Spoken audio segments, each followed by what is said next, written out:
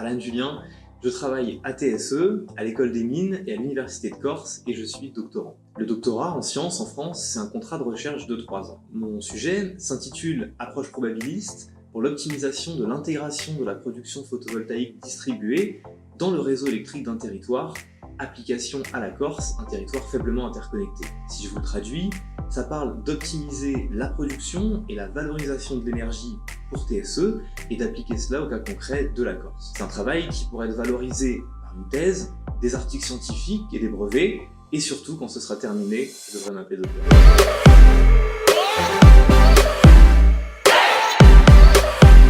Si vous posez cette question à une dizaine de doctorants, vous aurez probablement 10 réponses différentes. Néanmoins, je pense qu'on s'accorderait tous sur 2 choses. La première, c'est qu'il faut aimer la recherche scientifique. La deuxième, c'est la communication.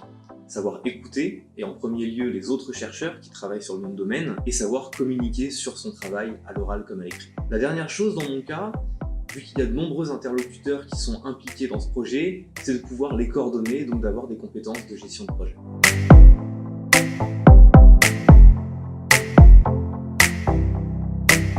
J'avais un rêve quand j'étais enfant, c'était de devenir inventeur. L'année dernière, en 2023, avec 3 collègues de TSE, Félix Piton, Thibaut Barbier, Zakaria Yaz et une contribution de Thibaut Trollier, on a créé un système de tracking optimisé des produits TSE. On a fait un brevet et on est à cette occasion devenu inventeur. Pour tout vous dire, je voulais être inventeur comme Archimède, ou qui reste du chemin à parcourir.